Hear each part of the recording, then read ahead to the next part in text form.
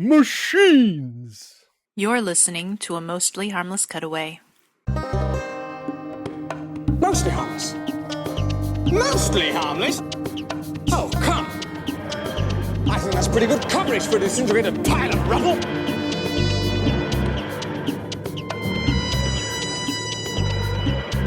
Hi, this is Eric. Hello, this is Isaac. And welcome back. It is Mostly Harmless Cutaway, episode 193. We are back with Isaac, going back to the hits, going back to the oldies, going back to the beginning. We obviously covered, in a way, the Unearthly Child first story. And of course we did Rose not too long ago, but we're back to 1963. I'm sure Isaac is happy about that. We're going to kick off the discussion on the Daleks. Yes, fair listener, we know there's not actually an episode that's very long called the Daleks. We've already been over that with an Unearthly Child discussion, I think. So we shall drive on. So Isaac, we'll just start really simply. What'd you like? Well, I think before we do anything, let's maybe go over how we're going to do this, because... Good call. You may explain. Okay, so before in The Unearthly Child, we did it, commentaries all the way through, and we did it in two halves, which I think made sense for that. I would have preferred a discussion, but whatever, that's fine. So we're doing discussion today, but you'll note that we're only doing the first 4 out of 7 stories or parts, to this story arc, whatever you want to call it. Episodes, don't say story, people get mad. Sorry, I don't know the vernacular. That's fair. There's 4 out of 7 episodes in this part that we're doing. And so because 7, a little too long, might get things missed. Some things may be missed. Some things will be missed in this one, just doing 4, watched them all. But going off of what Caleb, frequent collaborator Caleb, friend of the channel Steve, and Eric did a few years ago when they reviewed the Kenobi Disney Plus show, where they reviewed it in 2 halves because it was 6 episodes in the total. We're gonna do the same thing. We're gonna do the same thing where 4 in this one, 3 in the next one.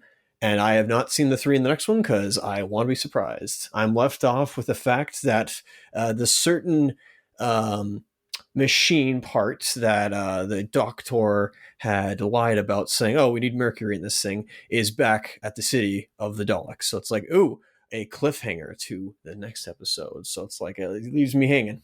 Well put to get us up to speed. I am in such a hurry for some reason. I skipped past that part. I'm sure the audience appreciates it. And obviously you notice it's a discussion like what we did with the Rose.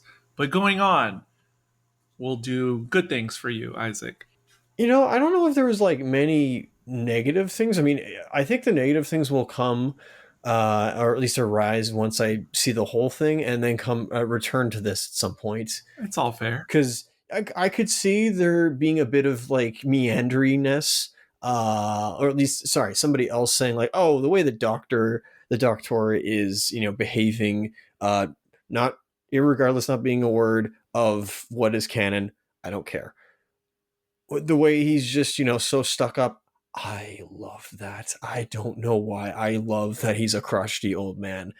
Because, again, I assume, I don't know if they were doing this like actual drama, that this could be character development. I'm wanting to see, he might actually have it is the complete opposite of Star Trek. There's conflict here. This is the polar opposite to Roddenberry's acid-fueled vision of the future. There's no way that could happen. This is where humans are, well, except for a certain sect of humans in this, there is much bickering in this, and eventually there's working together, which is nice. But even by the very end of the 4th episode, the Doctor is still we must get back into the TARDIS. We must leave this place and forget about the inhabitants here and their plight with each other. We must leave. And so I love this guy. This guy is great. He's a dirty, rotten son of a gun. He's great. It's fantastic. Ian's always up his rear about this. Now see here, Barbara's also, kind of, what's going on here? Like, why are you doing this? And then Susan's kind of torn between two worlds. She's of two worlds. Sorry. So the Doctor is my favorite part of this episode, of how and I guess as well, a fragile old man as well, not just because they get radiation poisoning for a brief time, but just how he interacts with the Daleks themselves. That works too. The plot armor definitely in the script made them live from that stuff. That is some advanced medicine that is rad begone or whatever, rad away, whatever that stuff is called from Fallout. I didn't even think about that, but yeah, that's funny. What is it called? I forget what it's called in Fallout. Yeah, but that's funny even just to compare it to Fallout, which makes a lot of sense to compare it to that. Well, one came first over the other. Yeah, the way the Daleks are realized, and I mean by way of production design, cool as all heck. People will now point and laugh. Ah, ha, ha, ha. This looks like garbage. You call this, we're saying that this is comparison to like Robbie the Robot. Ah, ha, ha, ha. This is utter trash. No, you're trash. I like this. I like them. Yes. Listener Pokey. note, I'm going to have many follow-up questions, but for now, I'm just going to let Isaac get it all out there. Don't worry, I'm almost done. The fact that this is just a set, it's giving me a lot of love for the fact that it reminds me of, I think I said this in the previous series, the Twilight Zone. Yes. It is Rod Sterling's Twilight Zone, around the same time period. This is a horror series that I never thought I would see. Just the beginning parts. Wow. I was watching this on Daily Motion, and the quality looks like crap, and I like that because it's not the full-on emulation of what it probably looked like in the 60s. Don't worry, I don't mean that in a negative way of analog, but just actually, though, watching it on Daily Motion or something like that, in a way, could make it look more like it actually looked. There you go. If you were watching it live on television. Except one of the episodes that I watched was inverted, so it was like, well, that didn't help. So everything was on the opposite side. Doesn't matter. I don't care. You mean like mirror imaging, you mean? Mirror imaging, excuse me. Yeah, okay. Got you. So this is unintentionally, there were some horror elements to this, and I was, the first bit where they just land, and then they go through that, like, metal forest, and they're just like, I don't know what great. Horror could have, made my imagination go run wild of like, what the flip is in there? They find that like metal lizard or whatever, like metallic being potential, or who even knows what that creature was. And what else was there? It reminded just not knowing, not even seeing the Daleks yet, or even like that they end of the city. Like, oh, hey, there's a city. Let's go explore. Boy, oh, how I was like, yo, this is reminding me of my first D&D campaign I ever played, Town in the Wilderness. That was such a good campaign. Oh, is that like how the setup kind of works? It was, we were like, what was like the three of us, the three player characters woke up in this like abandoned town, and we knew nothing of what happened, and we just explored, and it was probably some of the best role-playing I've ever done in my life. Have you ever seen Star Trek Classic like that kind of premise? Like TOS? Yeah, TOS. Unfortunately, the color doesn't help. The black and white really like help this out.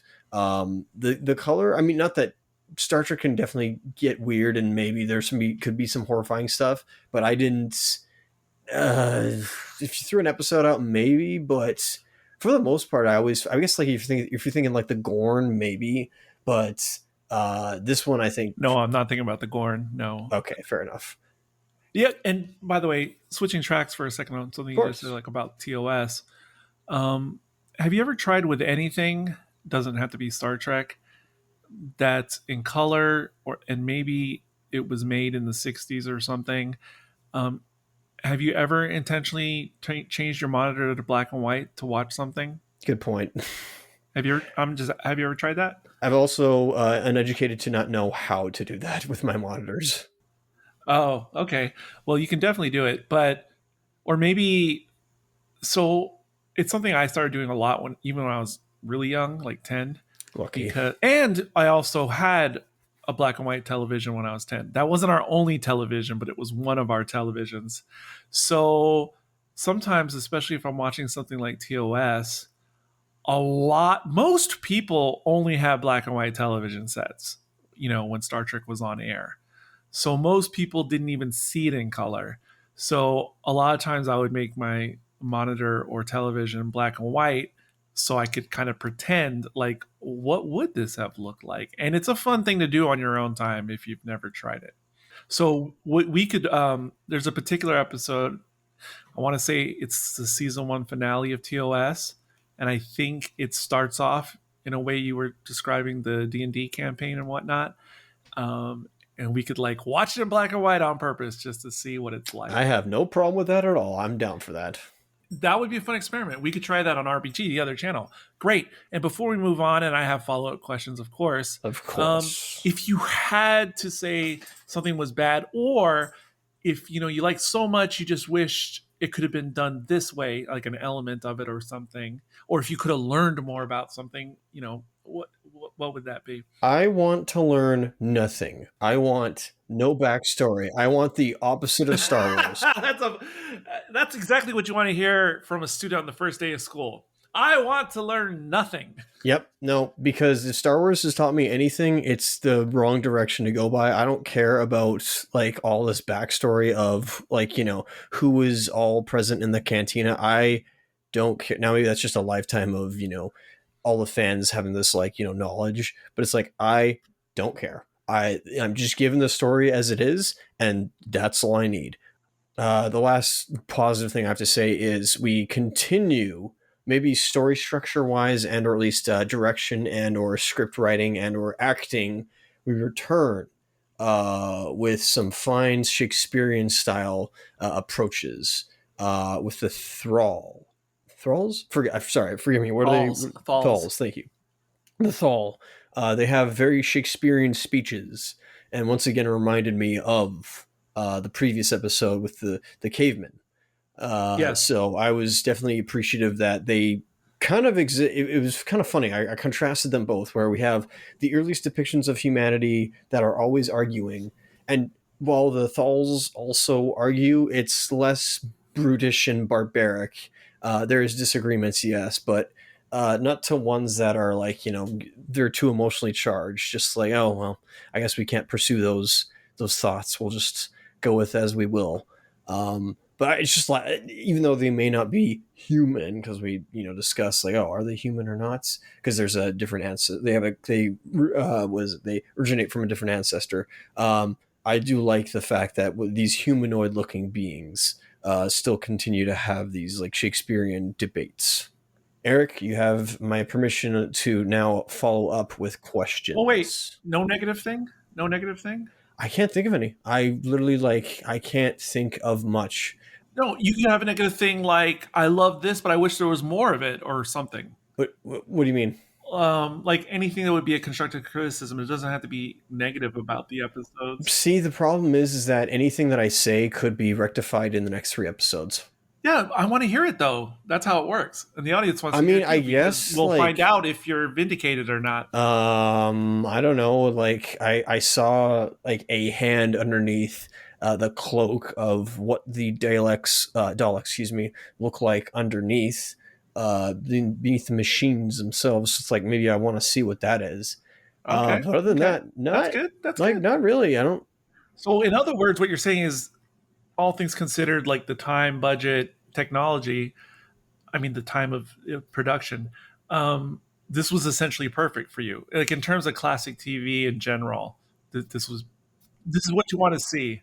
This is 100% better than Rose, but I still did like Rose. Well, I wasn't going to compare it to Rose, but I just meant if a person was on a journey, not necessarily Doctor Who specific, but if they just wanted to see what television was like in 1963, especially in England, as opposed to North America, then this gave you everything you wanted. Well, let's just preface this first. This is what I wanted. That's what I'm saying. That's literally what I'm asking. I'm literally asking what you want, just Isaac. And that's what I wanted. I got exactly what I wanted. We even had I wasn't even wanting this, but there was an action scene. There was a fight sequence, almost not fully, but there was a struggle to kind of disarm and take on just one of the Daleks. I want to say Daleks. I don't know why. It's the spelling, and a lot of people say that, even though it's not really correct, but it's common. Of course. I wasn't expecting that. I wasn't, it was interesting that we actually had the characters engage in not conflict, but yeah, engage in a spat almost. But it made sense. Like I didn't find it like came out of nowhere. I'm like, no, they're being held and they have a plan, and they've given me the plan of what they're going to do. There's a little bit of improvisation, and obviously nothing's going to go all to the plan. But I don't mind this. This is working for me. So as of now, yeah, maybe on a rewatch, as I said, I'll find something for you. But as of now, I won't say perfect. I'm just like, yeah, this is good. I can't really find any flaws and faults with this at the time, but I definitely know that Sean and Josh will have plenty of negativities to come at. So it's like, hopefully you can balance out my lack of negativities or at least Well, flaws with this. I would say, because you know how it went when, as a group, we were sort of discussing the last 3 episodes of the previous story, and so you're probably in your head like transposing that onto this if they were here right now. And while a little of that is true, it would be a very different conversation than that one if they were here right now. Sean, I can't say too much about, but Josh would have so much more to say about this one than the previous one we watched. That's not all bad. Okay, But fair enough.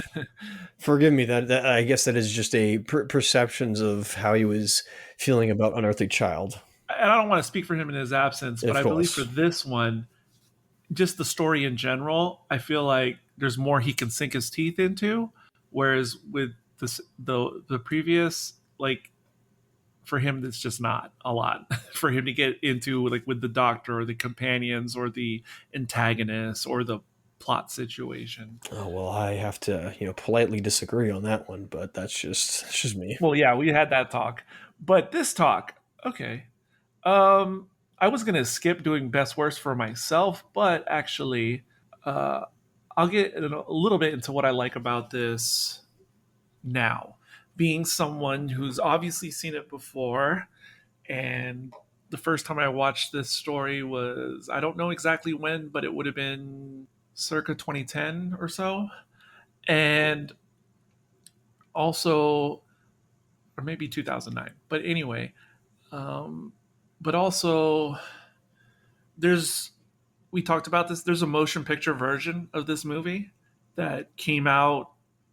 I don't remember the exact year. It might have been like 1964, 65, in that ballpark, where they made like a full budget theatrical production. And it's the same story basically. And I saw that before I saw this. So, in a weird way, I was more familiar with the movie version, which it's the same story, but there's definitely a lot of changes. Um, Especially because all the actors and everything are different, and it's in color and it's a movie budget, so it's obviously really different. But anyway, that being said, the thing I like about this story, especially, and I could have said some of these things about the previous story, except this is obviously the first one that's in the future, quote unquote. So this is their first real take on sci-fi and space for this program. And the thing I like about this, aside from being familiar with the Daleks, and most people know that's a big thing in Doctor Who in general now, and was then.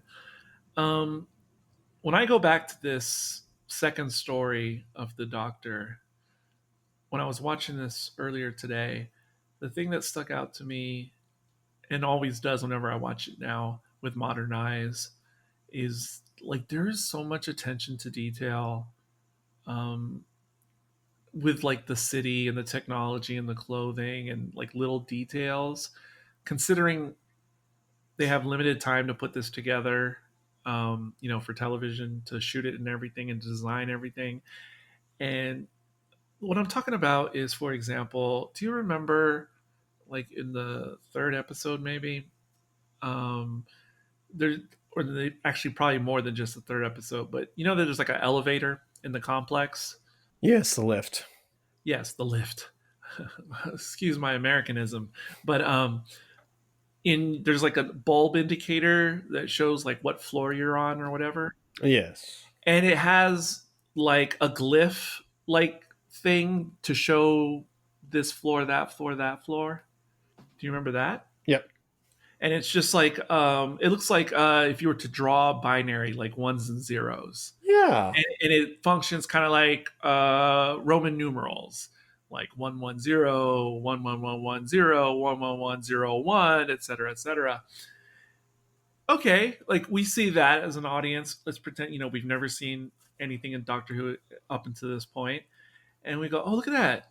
I get it. Those are the different floors, and look, they have like their own script language, and it's like that Aurebesh in Star Wars. Like there seems to be some logic there as to why those markings are the way they are, and just the clothing and everything, and then also because Daleks don't have hands or claws in the traditional sense, claws. Um, uh, how are they going to manipulate technology? And then you see, right, that there's obviously things that they can manage.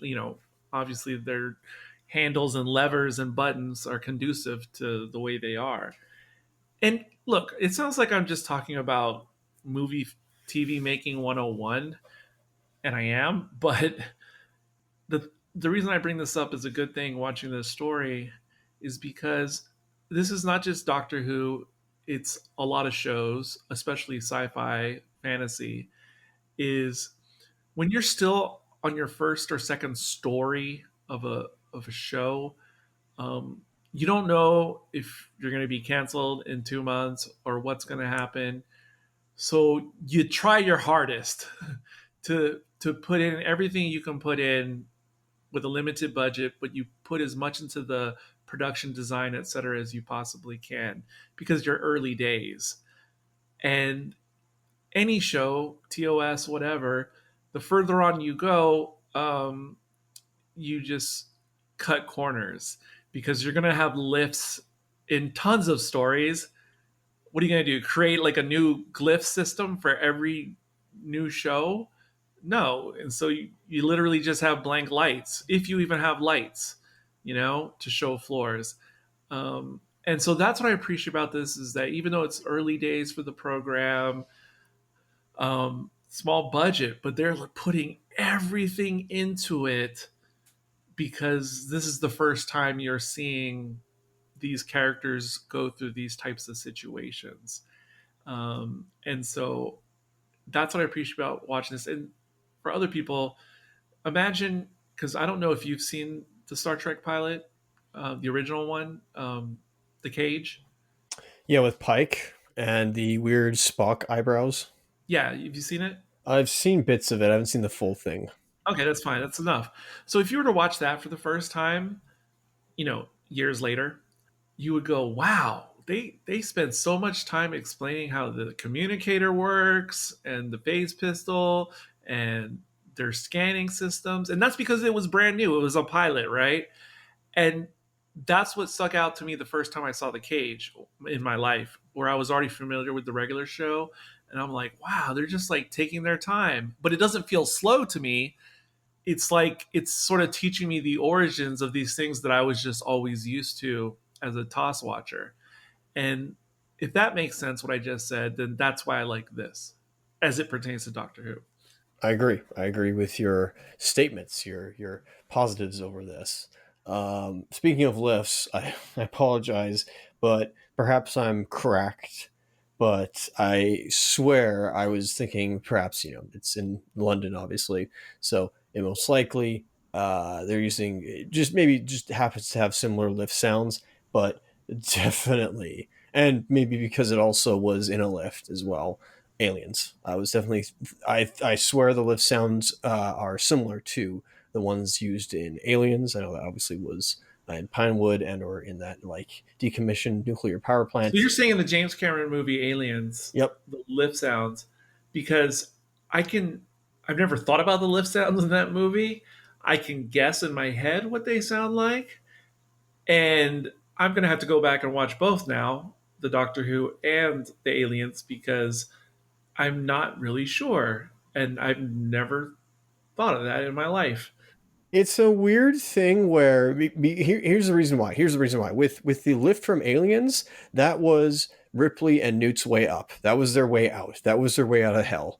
That was Yeah. like they had to get like if they hadn't gotten in there, they were gonna die. So I don't know why. It was a distinct sound. Like I don't know why. Like sounds are different. And I got another thing about positives here tonight about with sound. I just paid attention to that, and maybe just from repeated use or listens, I just have a whole catalog of sounds in my head that randomly play and can tell the difference between like, oh yeah, that's an alien sound, or nope, that's an aliens sound. Hold on. Hold on. Are we talking about aliens right now, or are we talking about the Doctor Who episode? Three different things: the Doctor Who episode, the alien like Ridley Scott's Alien, and then James Cameron's Oh, Aliens. because I thought what you were just saying right now was you're watching this episode of Doctor Who, you're listening to the sound design, and part of you was like, oh, this is like Alien and this is like Aliens? Sorry, no, but with door sounds, like I can tell the difference between like an aliens Yes, yes. Yeah, okay. Now I know exactly what you're talking about. door sound and then a Ridley Scott alien door sound that also helps with alien isolation. Now I know exactly what you're talking about.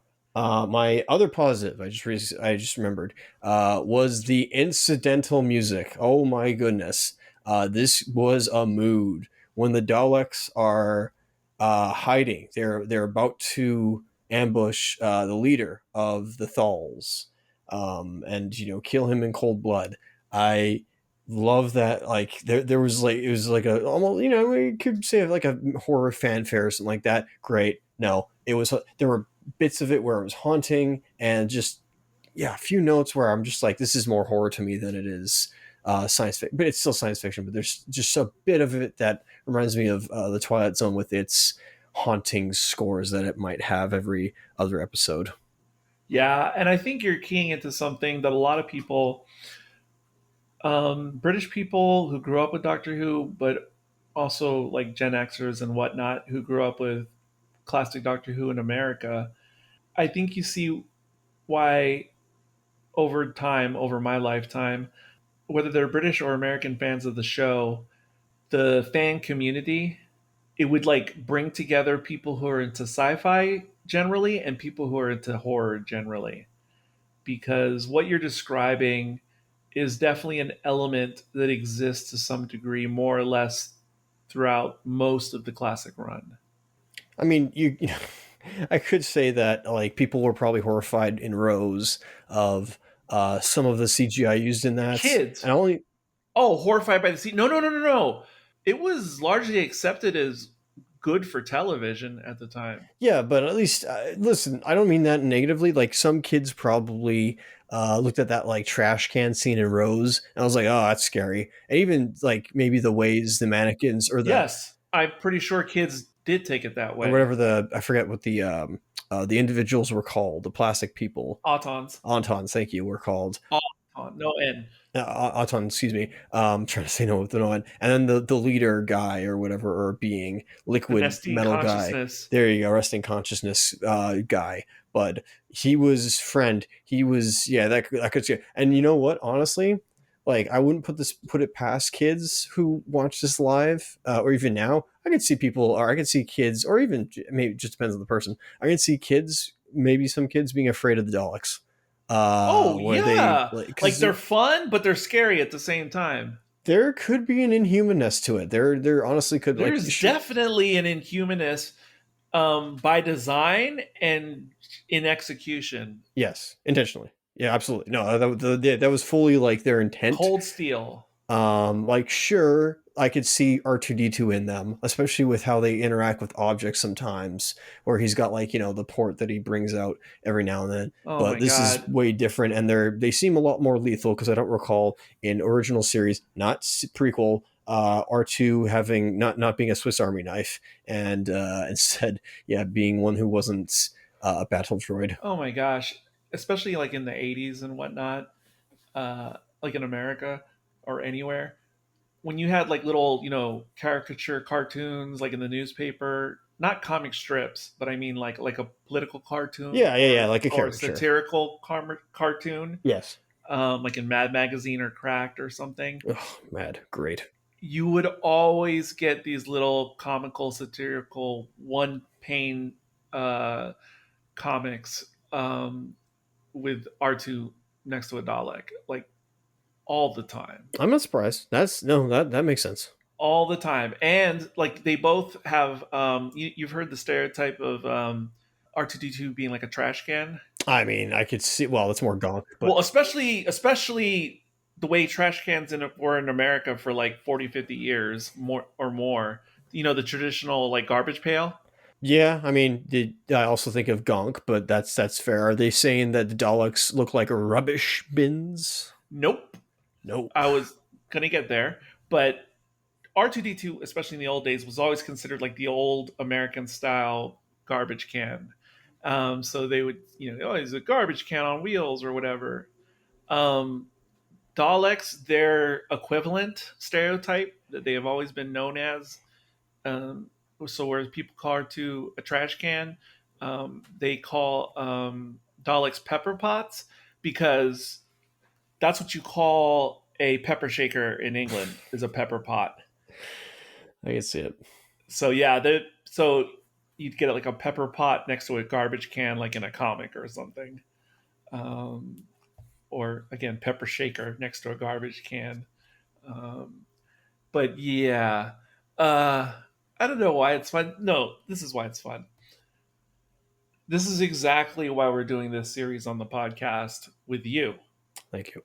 because you're coming to all this stuff for the first time, and it's hard to simulate this awe and wonder of like the second story of classic Doctor Who with anybody who's watched the series. Even if a person has only watched the new series, you're still not going to have the same awe and wonder coming into this story right here. I wouldn't be able to simulate that with anybody else. And the other people who I could simulate it with, meaning people who have no background with Doctor Who, most of those people wouldn't want to watch it anyway because they wouldn't want to watch any version of Doctor Who. The ones who would be prime candidates to be like, experience this.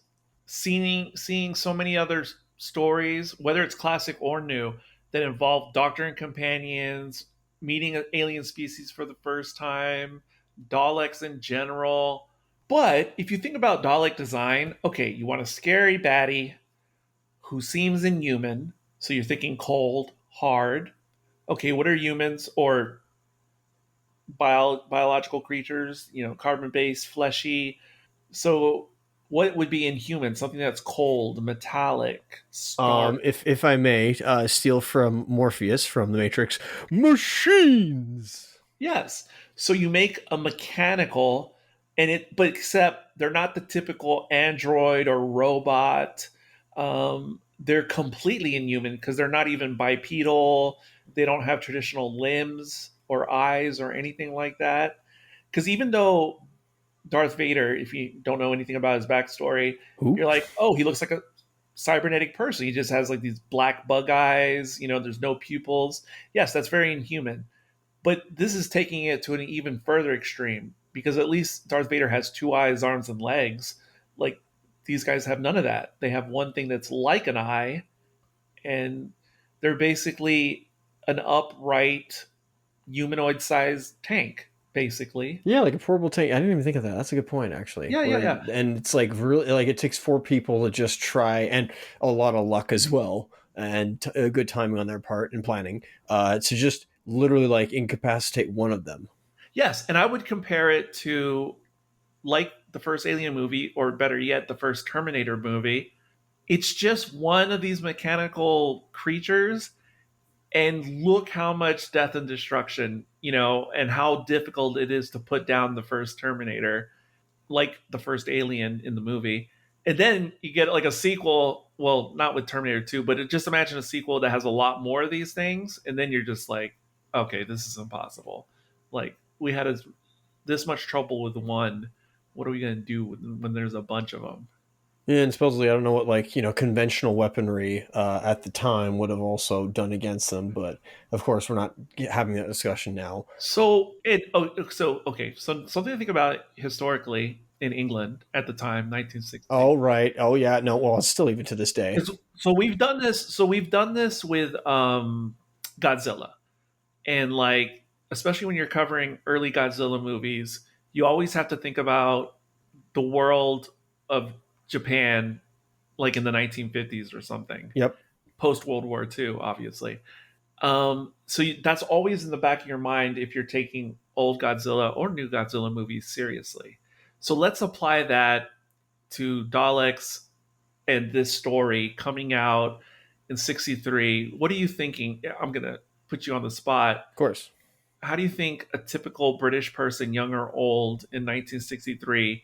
So you're thinking Godzilla, like how Japanese look at it at the time. So what do you think Brits might think at the time about this story and what's going on? Oh, I thought you were saying. This is important. I thought you were talking about like conventional weaponry here, No, but no, no, no, no, no. I'm talking about Godzilla and what it meant to society in the late 50s, 60s, the local society, Japanese. Now, what do you think a Brit person might be going through their head seeing this story, seeing this antagonist in 1963? well, given the fact that they mentioned something with bomb, obviously that was on their minds. That's part of it, for sure. Now, I don't know if these tin cans exactly represented the opposing block. Some. What kind of government structure, if they were humans, would you say the Daleks are? Well, you'd almost say autocracy, but I'm not really too sure what the inside of them look like per se. Forget about how they look. Pretend these were all human characters. Like you were talking earlier, I don't know if it's on this recording, about Nolan's take on the Odyssey. So pretend we have the same exact story, except they're human beings, the Daleks. They just act the same as they do in the story. Well, let's see. They fall in line. They all seem to have like similar-minded mentalities. There doesn't seem to be a leader that I can tell. They all seem to have like equal rank potentially, so they act as like a unit. So I could say ants. Honestly, that'd Yes, be interesting if they they are very act similar like that. to that. That's part of, yeah. Allusions to real world stuff are there. I'm not going to come out and say it, but I'm just going to let the audience think for themselves of what of course, and what maybe the creators in this episode were thinking and making an analogy to without it fully being. I mean, one might see it as a caricature and maybe like an offensive stereotype. I don't think so personally, but I could be convinced otherwise. But yes, there literally does not seem to be leaders in this. So of like Daleks. So I see what they could be real world analogies and metaphors towards. And you don't even have to say names of groups, just the style of government. It could be autocratic, but something related to that. It's totalitarianism, their approach to society or whatever, these creatures. And there was definitely a lot of Europeans post World War II who were very scared of the idea of totalitarianism. So there's that. And so you have to really think about that in like post World War II, Cold War England, and then seeing this advanced culture being the way they are. And obviously, who the Thals represent in this metaphor. Well, well, well. I thought you were also, when you mentioned totalitarian, obviously there was a certain group that they were fighting against, the darn German nationalists. Uh huh. It Uh huh. is funny how, those guys look nothing like the Thals in this, who are called ugly and yet look, very, North European and perhaps like a certain group that begin with an A. Yeah, but it's also like, you're right. That's interesting, isn't it? And also, I'm sure you're familiar with that classic Twilight Zone episode, Which one? Beauty's in the Eye of the Beholder. Oh, golly. Is that the one where they changed faces? No, that's number 13. Looks good on you. Never mind. It is about changing faces, but it might not be the one you're talking about. Yeah, I think we brought this up before. Okay, well, most people are familiar with this, even if they've never watched classic Twilight Zone. But the one where the woman is in the hospital and she's wearing bandages over her face. This one, I feel like I'm repeating myself. I'm so sorry. This was like top 5 horror stories for me. I had my eyes closed the entire time of just like, because it's such a good, sorry, I'm gushing, I'm taking over the Yeah, podcast. This is a but podcast about Doctor Who. Go on. yeah, but just like that episode, and Beauty's not through the eye of the beholder. They're just like, oh, they're mutated grotesque, because of the fallout or whatever. And then you see them, and like you said, if this episode was in color, the Thals look like they might be blonde hair, blue eyes. You said Oh Northern yeah. European, and isn't it like also just like it's an interesting reversal in the Twilight Zone episode where they take off the bandages and you see her and you're just like, and they're like, oh, the surgery is no good. And then she sees herself in the mirror and she's just like horrified. But she's to us drop dead gorgeous. Yes. So that's kind of like how the Daleks are seeing the Thals, is just like, oh, they need to be like on their own colony, like away from society. Not to hijack this further, but there is like at least at the end of the fourth episode, there's almost a mention of like, I think Ian is like briefly discussing the idea of like cohabitation and coexistence, and like civil rights. Yes, absolutely. Absolutely. And furthermore, for modern audiences who don't know that much about history or Doctor Who and like Dalek backstory and all that kind of stuff, um, just look at James Cameron's Avatar and look at the humans on the planet Pandora and how they act. And they have all this crazy technology and they're like super advanced because obviously they've traveled across galaxy and everything. Um, and how they view like the indigenous Navi, and you know what I'm saying? And like how their attitudes mirror the Dalek attitudes. And also, the humans aren't totalitarianists per se in Avatar, the movie, but these aren't everyday humans. They are all like military contractors, mercenaries. So obviously they have a military background, which means they have a very military, society. You take orders, you do what you're supposed to do, you don't question authority. But even though the Navi have like a tribal spiritual leader, they have a lot of autonomy as individuals. So, it's the fractal, same story being told a different way. The way the direction this conversation went on this story, like where do I go from here? Because everything will sound like it's less than, because I didn't expect so much, but I should have, since I've spoken to you a lot on a lot of different subjects before. Like more than talking about the actual episode or the story or early Doctor Who, it just like turned into a conversation of big ideas in general. And there's nothing wrong with that. It's just, but see, this is what happens when you get someone who's like new to this material, new to the program. You know, you are not tainted by knowing a lot about the Daleks already.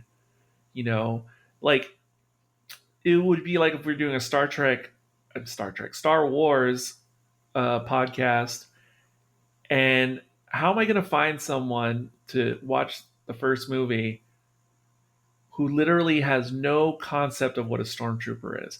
I mean, that's why you have those reaction channels where they have people who live in rural Saudi Arabia or India and they show them something like Star Wars Lord of the Rings, because when they see a stormtrooper for the very first time, they have no context at all. They don't know, oh, they miss a lot, or they all just do dumb. They've never seen anything like it. So it's like the movie Apocalypto, when at the very end, spoiler, the Europeans land and the indigenous are just looking at them and they literally don't know what they're looking at. And see, you're the closest version of that, of someone who I could show this story to, and it's just like, this is all new to me. I've never seen, because even with Terminator, if you watched it for the first time in the 80s, you'd be like, I get it, it's a like cyborg android monster, but a Dalek doesn't resemble like sci-fi robots, from from the past. So it's like a whole different thing. And so here we are. I mean, there's like, I could sort of see like Robbie the robot maybe in there, not fully, of course, because he at least walked on two legs. But even Robbie looks more friendly. This is true. He always, well, except for that poster. Like if you walked into a room and they were just both standing there, a Dalek and Robbie. It is Robbie, of course. But again, like I said, he also, except for in that first poster he was in, it looked like he was menacing, but he's quite the opposite, actually. He's very friendly. Yeah, it's like the whole Iron Giant movie. Oh, one of the greatest animated films ever. It's, you don't know how much that my heart is warming from that statement you just made. But anyways, oh, it is one of the greatest, especially non-Disney. But we don't even have to say non-Disney. We can just say thank you, Pete Townsend. What? Look it up. It's fine. So, I mean, it sounds really apparent from the first 2 minutes of this conversation. 2 minutes for like, I think. Yeah, but it sounded apparent from the first 2 minutes. Like you really like this. I did. And so I can see this is why I don't know where to go now, because I can already guess your answers. Like if I ask this question, of course, shoot. So do you see how and why the Daleks became so popular? Catchphrases. Yeah, that's it. They're one-liners. I could definitely see the idea that like you could put like a politician, you almost not really, but you can like put a politician's face or photo like on a Dalek and say like you're like this, you are almost like the Wall animated sequence or music video of just like these hammers or whatever, like walking, goosh stepping. Oh, you watched that? Had you seen that before? I've seen the video. I've seen the music, not the whole movie, but I've seen the music video of like yes, the goosh stepping. I'm very familiar with that from The Wall. Like in place of goosh stepping, they're instead like electrostatic, like bumper cars moving. Yes, but you can definitely put like politicians. I guess I could see punks in London or just England, whatever, or just anybody who sees an authoritative figure, and even like cops potentially, and they just stick like well, yeah, because cops all dress alike, like stormtroopers. Exactly. So and stormtrooper, whoever, you can definitely like project all of your like anger towards like the higher authoritative class onto the Daleks and say, oh, you're just like a tin can over there where you have no personality and you're all for order and the destruction of free will. Yeah, and imagine you had like, not tragic, but you got in a bad car accident, and truth be told, it was your fault for whatever reason. You're on your phone. I'm not saying you would do that, but I'm just saying, it was just like, dang, I shouldn't have done that. And here we are. Sure about that? I wrecked this car. This other person in the accident has 60,000 of medical bills. And imagine you walk into, because you're hoping the judge will at least be lenient on you because it's your fault. Yeah, we'll see. And imagine you walk into the courtroom for the first time with your lawyer, and sitting behind the bench is something that visually looks like a Dalek. The iron lung or the iron butt. Yeah, like it hasn't even spoken. It's just sitting there idly, and you walk in. Like, what are you going to think? And you don't know what a Dalek is. You just see that thing behind the bench with a wig over its dome for some reason. I mean, okay, to be fair, I will say this, to be fair. I have seen like not a doll, but it's one of those pop culture things that exists in this zeitgeist. So I have That's seen. why I said you're the best approximation I can get. Okay. Besides finding a shepherd from like the middle of Kazakhstan. Go on. Oh no, I thought you were going on. Sorry, no, I just said no. So continue what you were saying. Obviously you have some idea of a Dalek's image. Oh yeah. Sorry, yeah. Some idea. So I'm not fully, this was my first time exposed to them and their culture.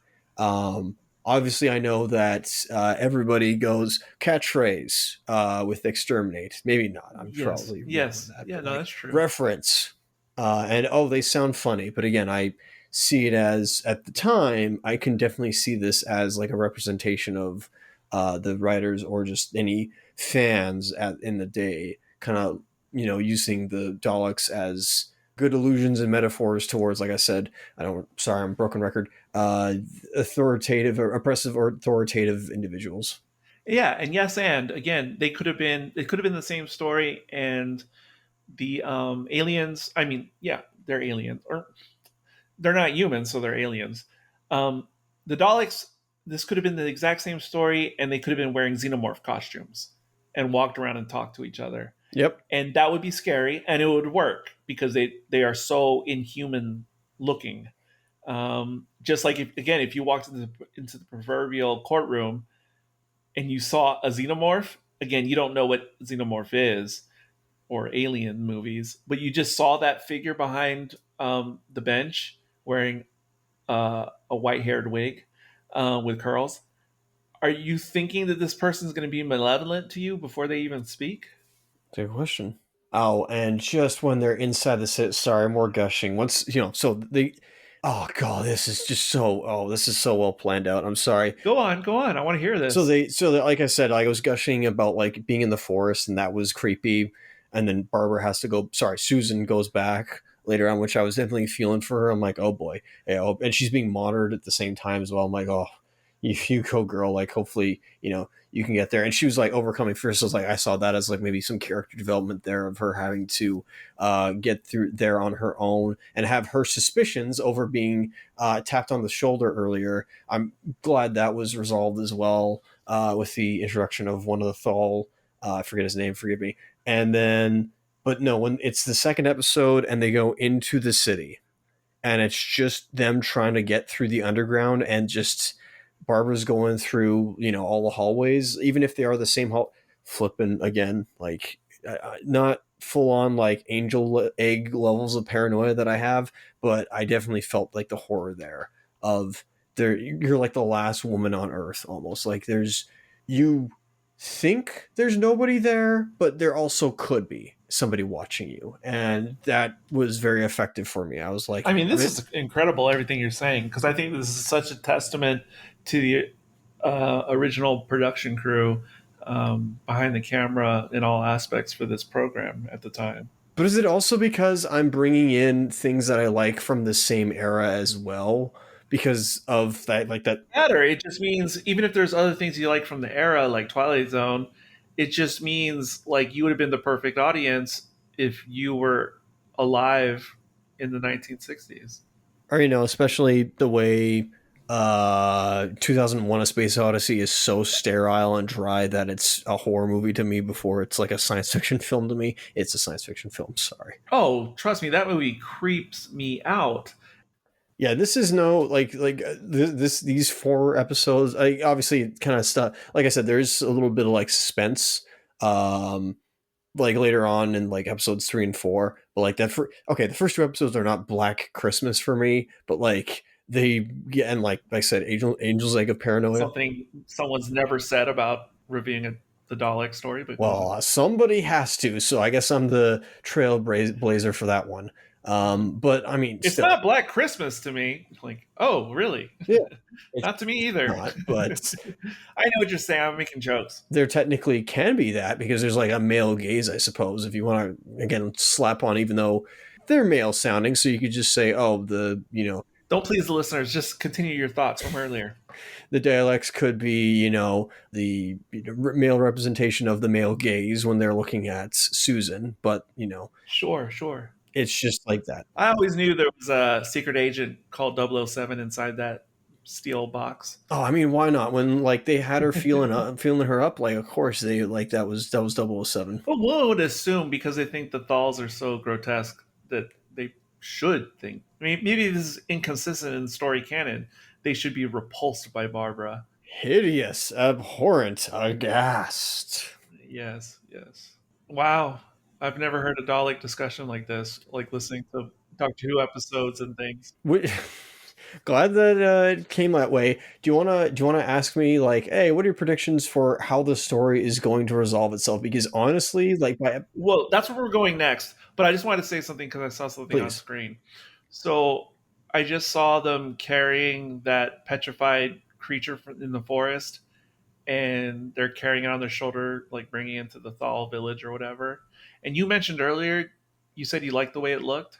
I think so. I'm not a Komodo dragon fully, but it looked like when they first saw it, it was like, oh, it looked like a metallic lizard almost. Or Yeah. But you like the way it looked as a prop, let's say. yeah, Am I correct in that? yeah. So I had a similar feeling the first time I ever watched this story. I thought it looked interesting. It played into what I was saying earlier about look at all the attention to detail because this is like a new show and they want to, impress audiences. Do you want to hear my reenactment of how this might go on a different Doctor Who podcast? 3, 2, 1, action. Oh my god, don't get me started on whatever that was in the forest. How naff was that? It's like they just picked up a toy at Harrods and just like threw it into production. Completely ridiculous. Totally breaks world building for me. I was completely out of the story. Like, just like, how could I take this seriously with that toy just like right there, center frame? And I'm not saying it would be as vehement as I just played that. I'm just trying to get the point across. Oh, sorry, and that's a cut. That's a wrap. Cut. Yeah. But that's literally. I mean, I'm overemphasizing for effect, Hyperbolic, perhaps. but that's how I've heard that creature discussed many times on Doctor Who podcasts with Doctor Who fans. Like, oh, like, or this is a different version.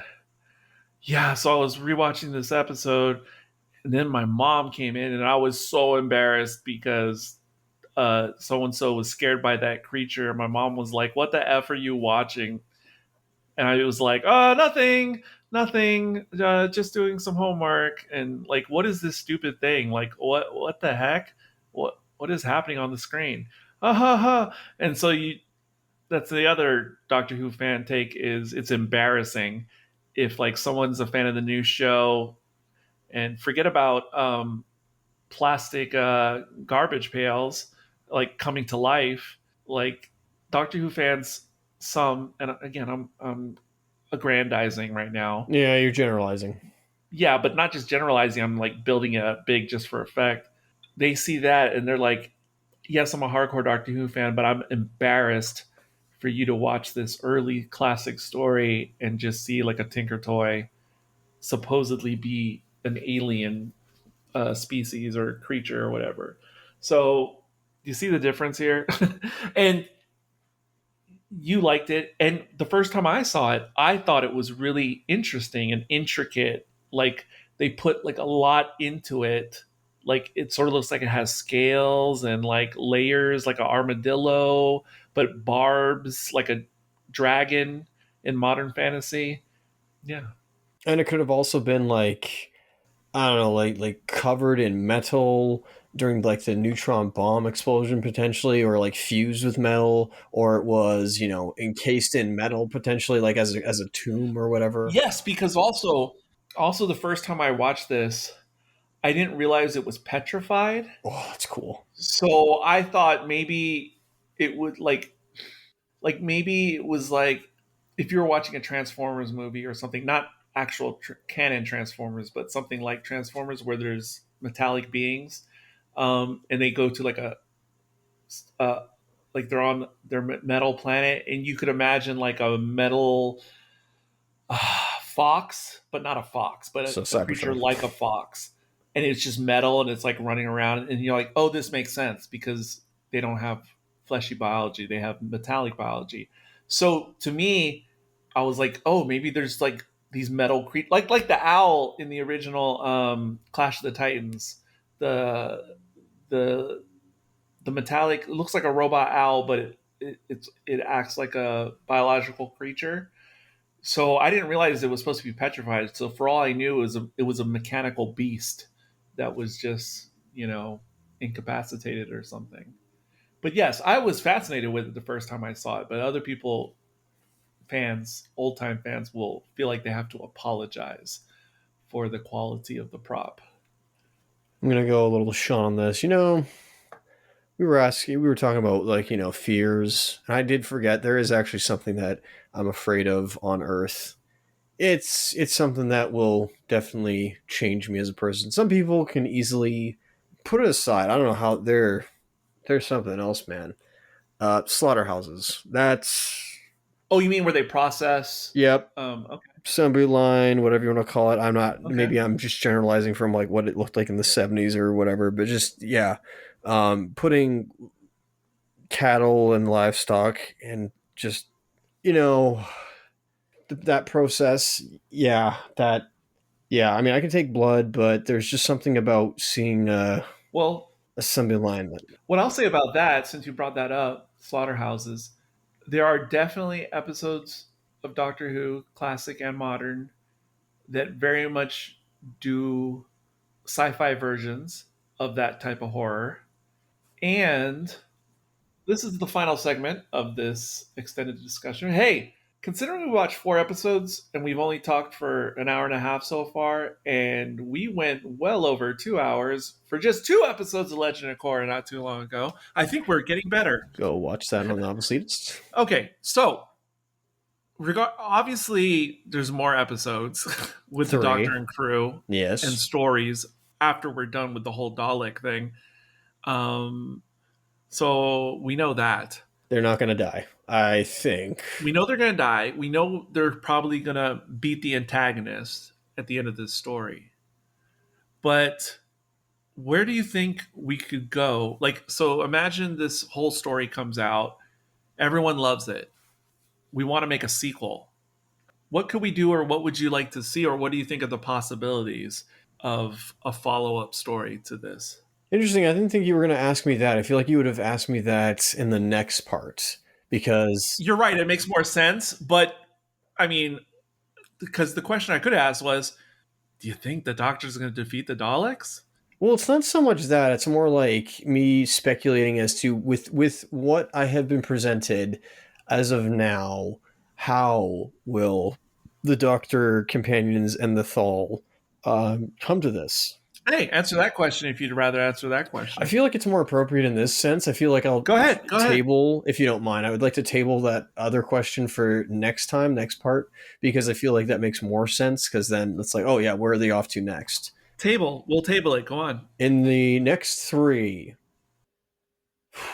and again, trying to divorce myself from, well, I assume the Daleks will show up again at some point, because they're not known just in this episode, as far as I'm aware. They're probably featured in other episodes later on. But in the 1960s, nobody would have thought for sure. Close-minded, as you like to put it, like, put yourself in a 1963 person's shoes. Yes. Let's see. But just, keeping to what they've shown. Well, I don't want the Thal to die. I hope that there's no turn. What we're left with is Barbara pontificating over if they know pacifism, or if they don't even know what they're not fighting for, but if they don't have any fight in them. That's the thing. And that they will run instead of fighting back. And I thought that was a very interesting, point that she made across. I kind of like both ways of approach. I think both are right. I think it's just, in the moment what it means to do that. So will cohabitation and existence exist occur between, will there be a truce, a treaty between the Daleks and the Thal? Good question. In the next episode. Yes. Because the Thal have the ability, or at least have the livelihood and the intelligence to counter the effects of the neutron bomb's radiation. And it's funny, up until this point, had the outsiders not appeared, or our group of travelers, had they not appeared, it could have been many. Well, no, they were trying to approach the city, and they had ideas. They had hypothesized, hey, there could be people living in there, but they just didn't have any sources of information. They hadn't been inside that city. They just never went in there, but they were running out of resources. They were worried about crops this year for the season, so they were probably going to get there eventually, but the travelers helped them out in this case and jump started that. So I'm with the Thals so far. They seem, maybe it's rude for me to say like they look like us, so they do look like us, and they don't want to exterminate us. Trying to put my shoe on the other foot of the of the Daleks. These people do seem a little close-minded. Not no jokes aside of their appearance, of course, being in tin cans, but yeah, like if they could lay off and maybe open up their borders potentially to, If they could lay off, could you just lay off? yeah, could you just lay off and let the Thal in? I don't know how many them are. It could just be all them for all I know. It just sounds comical. It's pardon me. It's quite trivial as it is. Like, please, guys, if you know the premise of like Connecticut Yankee and King Arthur's Court. Yes, are you familiar with that? Yes, I'm familiar with it. They did a whole Looney Tunes episode on it. That'd be like if you were that Connecticut Yankee who showed up in this episode, like Ian. Let's say he's the Connecticut Yankee, and if Ian could just go up to the Dalek and go, "Could you just chill out? Could you? Can't we all just get along?" Yeah, man, just like buzz off. Like, hey guys, just let's bring it down a few notches. Like chill, just chill. And the Dalek would be like, "Okay." Knowing you make that a good point. Knowing how they work and operate, I do wonder if there'll be some replications as to how the ramifications. Knowing the Doctor and his companions, knowing the travelers have what is it? They've been able to kind of neutralize a single Dalek, knowing that the show is not very fight scene heavy, and I'm not expecting it to be. But I wonder if there'll be like an ultimatum almost where reminds me of that episode. Do you mean like a hostage, or what do you Not mean? a hostage necessarily, but there was a Twilight Zone episode where Friar Tuck was backstory. He was this making himself out to be this larger than life person who is a polymath and shook hands with every known person on Earth or whatever, and the president asks Steven Seagal almost, but he himself knows he's a fake. He knows that he's all talk. He just likes to make up all that stuff, right? And then aliens come down and they think that he's the real deal, like everything that he says is truth. They take his hot air as real and literal. And then he defeats them by way of a harmonica, because they have what is it? Their ears are so sensitive to that sort of sound. And he beats them that way. Wait, what was he? His you said he was a monk? Friar Tuck, like the actual actor who portrayed Friar Tuck in Disney's Robin Hood. Great guy.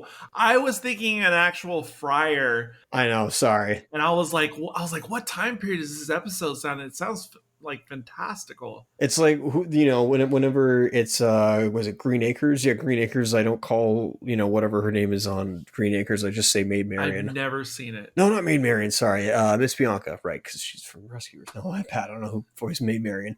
But anyway, point is that I wonder if there'll be a way where not full on there's a harmonica used, but if there's a way that the travelers and the Thal kind of figure out a way to neutralize the Daleks, and that's where we can get towards diplomacy. Okay, I understand what you're saying now. So, in other words, if someone's ever seen A Quiet Place, have you seen that? First one only. Fine, but there's a premise there on how to deal with alien species that you know nothing about, and also if someone is familiar with any iteration of War of the Worlds. I think I've seen all of Spielberg's. Yeah, I think I have. But I mean, there's a really big takeaway about the end of the movie or book, regardless of which version you're watching. Air. Yeah, but not saying it has to be air, not saying it has to be sound, but that would make sense. Is there something, is there a kryptonite? The Daleks have a kryptonite is basically all I'm trying to say. Speaking of which, was it this one? Because I remember I asked in Unearthly Child about, is this an H.G. Wells series disguised as stand-in, legal stand-ins? The show as a whole is not, but this particular story, yes. And it was either that or, because I couldn't remember, it was either the Time Machine because of the two different factions later on, the future humans, aliens in this case, and then I was thinking I guess War of the Worlds because of the Daleks, but have you seen or read The Time Machine? Not yet, but I was fascinated with the movie version and like what the future humans and like the both sides, like the scarier ones, look like. Wait, you're fascinated with it, but you haven't seen it? Popular culture, excuse me. They've made references to whatever those. Oh, like in The Simpsons and Futurama and other places. Yeah, something like that. Yeah, either popular or just something else. Yeah, I've read it up on like Wikipedia or something. Okay. I was like, how do you know this without seeing it? Okay, that makes sense. With the World Wide Web, as Optimus Prime once said. Yeah, so I think we may have told this to you maybe offline when after we finished Mayhaps. An Earthly Child, and this was going to be the final point I was going to bring up in this discussion. Was I thought about it earlier in the discussion, like, oh, I'm bringing up H.G. Wells, and this actually has so much to do with Doctor Who in general and this story in particular. So yeah, besides allusions to the Cold War in the real world, putting that aside, we discussed that already. Um, Anyone who was familiar with sci-fi back then or even now would go, this has a lot of similarity to the book or movie The Time Machine. A heck of a lot, especially because of time travel even being an element in the first place. But yeah, so I'll just kind of finish out with this. Things for you to think about, Of course. to know. So, yes, this is largely like it has like the same framework as the original story or movie, The Time Machine. Definitely a lot of borrowing with all these Doctor Who and Dalek Thal elements added, of course, but still very similar. And so the person who wrote this story is a person named Terry Nation, and he worked on a lot of television sci-fi back in the day. You know how what are the names of the creators of Superman whose their names have to be attached to everything ever produced Superman? Good thing you're testing me. But you know what I'm talking about, Joe Shuster and Jerry Spiegel? No. right? Or whatever. Oh, I guess I'll look it up just to be fair, to Thanks. respect them. Also, Terry Nation, not the Cora Nation. No, I don't even know what the coronation is, but coronation. Anyway, Jerry Siegel and Joe Shuster. See, I get confused because I always want to say Simon and Schuster. I know that's not right. Darn it, I was almost close. I said Spiegel instead of Siegel. Whoops. Jerry Siegel, Joe Shuster. So you know how like they obviously created Superman. So every time you watch a Superman movie or series, you always are going to see their names in the credits because they have to be. Give Bill Finger all credit to Batman. So Terry Nation, because the Daleks in the future, I mean in the real world, will become so popular and so synonymous with Doctor Who, like, and he did write a bunch of the stories for the actual show, but obviously at a certain point he was done with it, and people carried the mantle just like with Superman in comic books. But this guy, I mean, his entire career and estate, I mean, his financial estate, he was like Siegel and Schuster. Like he made this iconic thing, and so every time they made a Dalek lunchbox, or made a movie, or made later episodes of Doctor Who toys, to this day, it's like how George Lucas has his Star Wars legacy with the merch. This made Terry Nation quite wealthy, in terms of his life. Yeah, of course. And really, his original story was sort of just kind of borrowing liberally from the Time Machine. And that's another thing people always bring up whenever they're doing a Doctor Who podcast on anything that has to do with Daleks is Terry Nation. His name is on everything, even though he really just kind of if you ever read the book or seen the movie Aragon, the dragon. You mean, oh yeah, the young adult series, the fantasy that rips off Star Wars. That's kind of what Terry Nation did with writing this episode. I see. And story, I should say. He basically did the same thing that book does, except he made massive money having his name being attached to having created. It's like if Aragon became this like worldwide phenomenon, and they made like 20 children's cartoons based off it. Expanded Universe, Aragon, the early years TV show, Elseworld, Aragon, Lunch Pails, like How to Train Your Dragon, famous. Popcorn buckets. And the kid who invented it, wrote the first book, basically ripped off Star Wars. That's Terry Nation in a nutshell. At the time of when I was in high school, I had read all 4 books of Aragon. Sorry. I read the first one. I was an adult, obviously. I read the first one. I liked it, but even before I realized like what everybody else thought, it was very apparent what was going on in that first book. Very apparent. Shows that the Wheel of Time, the book series, have more of a distinction from Lord of the Rings than Aragon with Star Wars. So Terry Nation is like a Siegel Schuster for Doctor Who. It's complicated from a fan perspective. Like it's like, yeah, we love you for creating the psychotic character, but at the same time you just like ripped off a whole bunch of material. But yeah. So because one could argue, not really, but theoretically one could argue H.G. Wells' name should be like on everything as well as Terry Nation's name. But it's different enough that wouldn't make sense in the real world. So yeah, we obviously have another session, so we have plenty more that we can discuss. If I don't really think we missed anything other than particular details, I don't think we missed anything.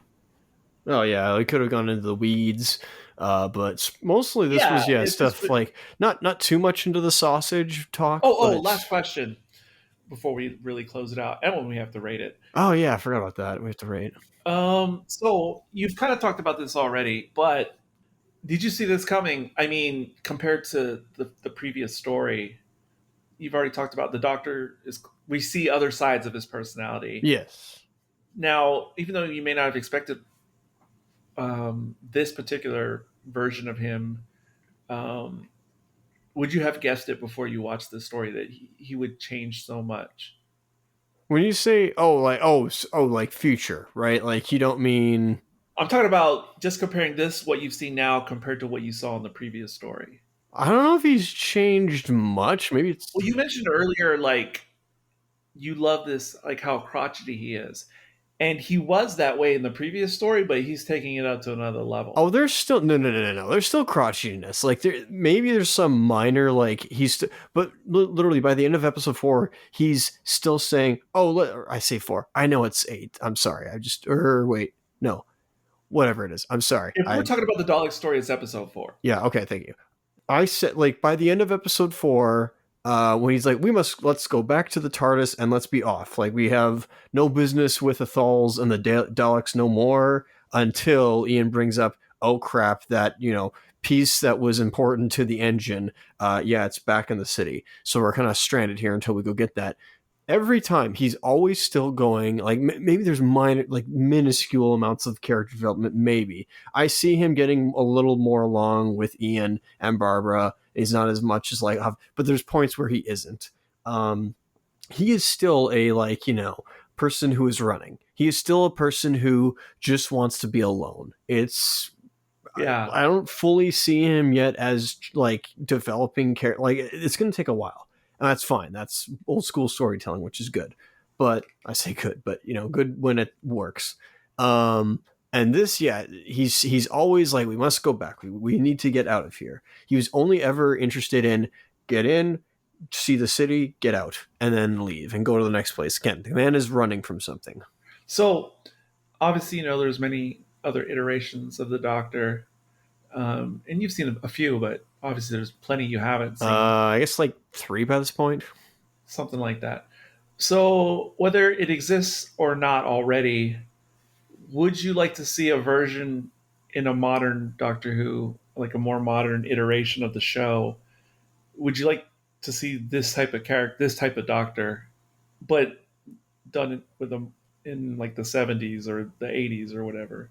Or the 2000s. I guess just thinking of recent Doctors. I know. I'm sorry if I'm hijacking your question. No, I guess Capaldi, just in terms of like maybe age wise, because I don't know if Shooty or Judy or whoever's or previously like Matt Smith, respect to all of them. Did you say Judy? Is it Judy or is it I forget what was sorry Jodie Whittaker? Sorry, thank you. Pardon me. Jody. Because when you said Judy, I was like, are you unsure if it's Shooty or Judy? No, it was Shooty. Pardon me, but I meant I forgot Jodie. No, both Jodie, Shooty, Matt Smith, Tennant, all those. Like, no, okay, I don't know how old was you and Josh, or Josh I think brought this up in Unearthly Child. How old was he in, or maybe it was Caleb offline, off recording. How old was Hartnell in this? I know he's in his 50s. Okay, so obviously I don't know when the three that I just previously mentioned, I don't know how old they were when they portrayed the Doctor. I assume like they looked either... Most of the ones you named were pretty young except for Capaldi. And that's exactly where I was going to go with. See, I think the crotchetiness and or at least the way like Hartnell is portraying him, at least the way I like him, can only be done by like when I say this, I don't mean to be ageist, but like a certain person who has experienced something. And because you guys mentioned that this like actor was in the war, like, no, like I get it. Like I'm not saying. Well, this actor and almost all the adult men actors, to be honest, in all of these episodes. That's you're right.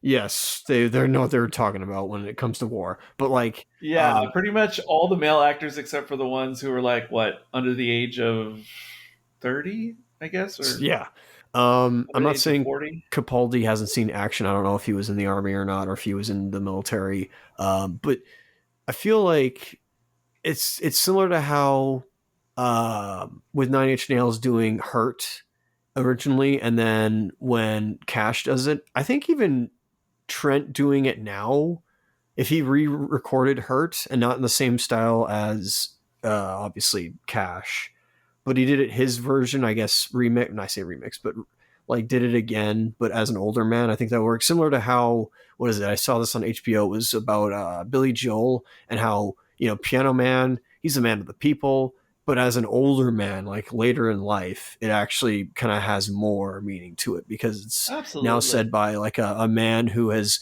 experienced things, gone through like failures, successes, has vices, has achievements. So I think this role of person who is stubborn, you can get like a Zuko from Avatar: The Last Airbender in there, but I think somebody more Uncle Iroh's age, or as I said, Hartnell or Capaldi, I think they can. Again, I haven't watched any of this. They could probably, do this one more justice than like a younger person. You definitely have a point, and yeah, that's an interesting thing to think about, especially if and when we ever get to Capaldi, because I don't know how, depending on the order of things, it could be years and years before you and I talk about it on MHC. Yeah, but well, I'm not really thinking of that, but fair enough. I appreciate that. But that is definitely something to ponder about with older actors playing the Doctor, because it's definitely something to think about. And there are possibilities of younger actors. Maybe not the ones you named, but other younger actors at the time they played the role who maybe were younger but pretty crotchety. And that can add a whole different dynamic, because at least if it's an older actor person, you could go, oh, I've met a lot of older relatives or people in my neighborhood who are like that, so it makes sense. But imagine someone who's in their 30s or 40s being really crotchety. Yeah, that's called real life, like what we're living in through now. Yeah, but that adds a whole new dimension of assholery if it's the Doctor or whatever. You know what I mean? It's one thing if it's an old guy. It's another thing if the young guy is acting like that. I don't want to watch that because that's my age, and I don't want to I have to live with that every day. So for some reason, I don't want to say okay, crotchety old man equals entertainment. There's just something about the Doctor that there's pathos to him with that crotchetiness. Well, he's authority.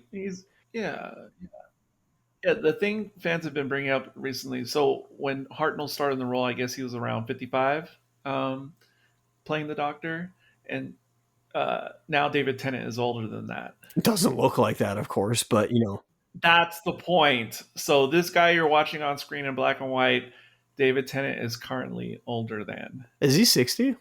David Tennant? Yeah. No.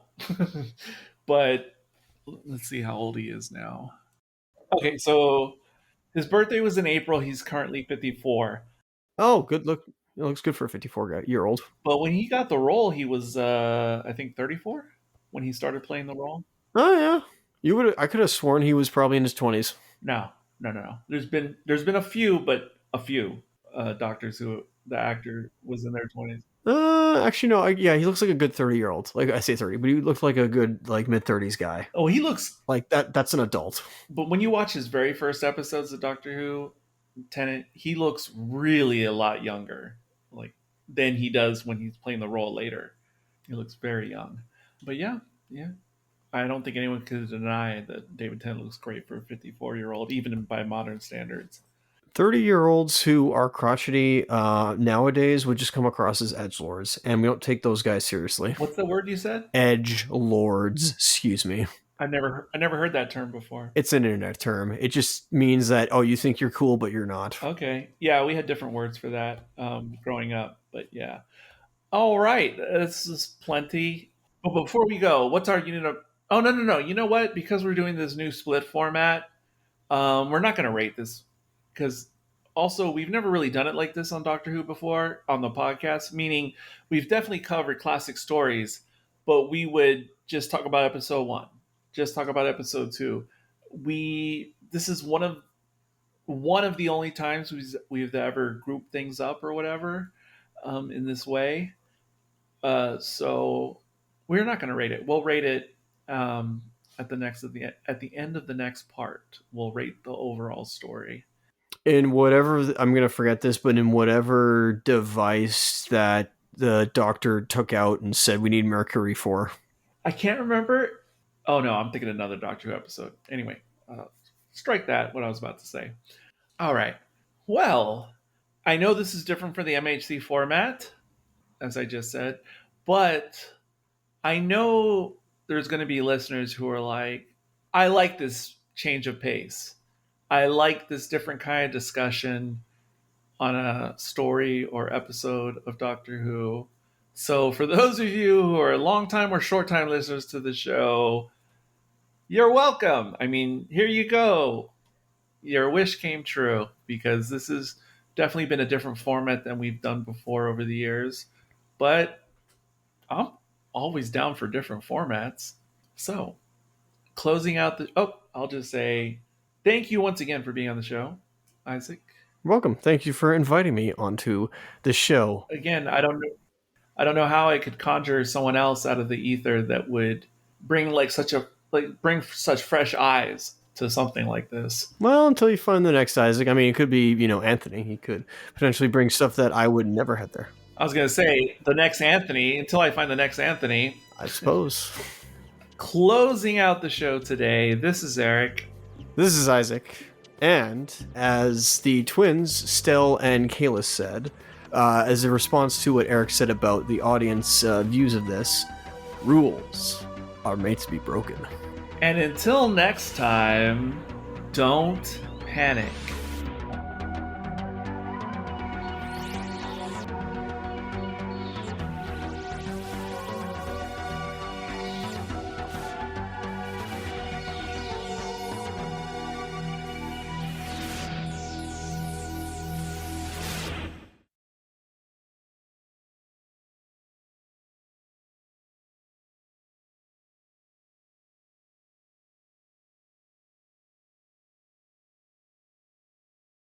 Eric, I'm making a proclamation, a vow, a educated, uneducated guess as to what's going to happen.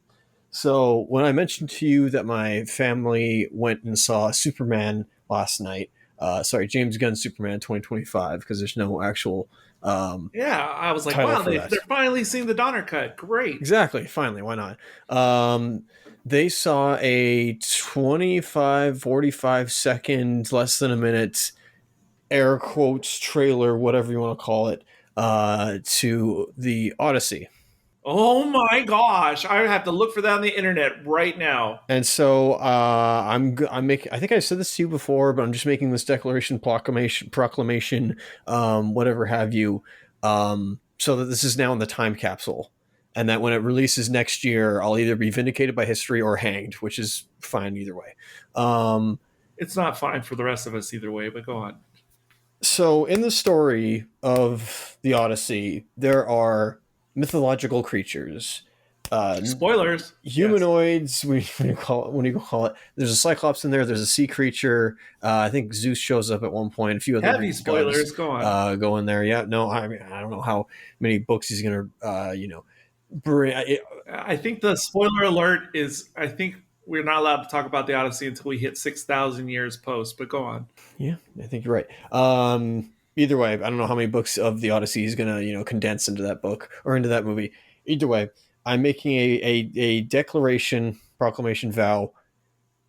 Every single Greek mythological creature in that, of Greek origin and mythology, is going to be played by a human, and they're not going to have any CGI. Like Nolan is only going to have the Cyclops represented by Christian Bale, the sea creature Anne Hathaway, Matthew McConaughey is Zeus or something like that. No, I take that back. It's got to be somebody who's a person with sexual energy. Whoever that is, they're playing Zeus. A lot of people who are and whenever Odysseus interacts with the mythological creature in question, especially like a Greek god, for instance, I'll tell you exactly how it's going to be. He's going to interact with Athena, and when he turns around, there's either going to be an owl present, or he's just going to turn around and she's gone.